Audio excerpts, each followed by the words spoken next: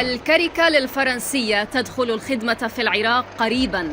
بتاريخ 5 أيلول تعاقد العراق على شراء طائرات هليكوبتر الكاريكال الفرنسية نوع H225M من إنتاج شركة إيرباص العملاقة، ممثلا بقيادة طيران الجيش تحت إمرة قائدها اللواء الطيار محمد عبد الكريم عوني الساعدي، وتكليلا لجهود وزيارة القائد العام للقوات المسلحة محمد شيع السوداني ووزير الدفاع ثابت العباسي إلى فرنسا، ناهيك عن جهود رئيس أركان الجيش الفريق أول الركن عبد الأمير يار الله والأمين العام لوزارة الدفاع الفريق المهندس شوان مظهر علي، إضافة إلى الوفد الفني والتعاقدي لوزارة الدفاع في تعزيز قدرات القوات المسلحة العراقية.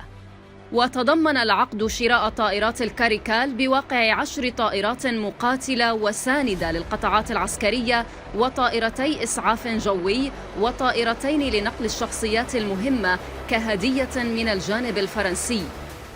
وتحتوي الطائرة على محركين من إنتاج شركة سافران الفرنسية بقدرة 2500 حصان ومدى طيران يبلغ 910 كيلومترات بدون خزانات الوقود الإضافية، ويصل إلى 1200 كيلومتر مع خزانات الوقود الإضافية.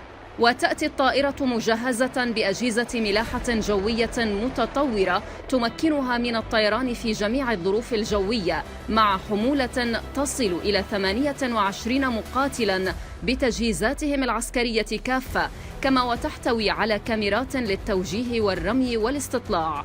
وتكون مهمة هذا النوع من الطائرات في تقديم الإسناد التعبوي للقوات البرية والإنزال المظلي ونقل القطاعات العسكرية والشخصيات المهمة وتقديم خدمات الإسعاف الجوي، كونها مجهزة بسديات ثابتة ومتحركة.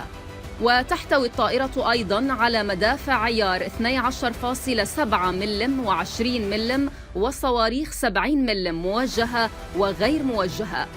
إذن تحركات بخطى ثابتة تقودها وزارة الدفاع الحالية بتوجيهات من رئيس الوزراء لتأمين تراب العراق وسماه، وتحفظ سيادته وأمنه واستقراره من شتى المخاطر.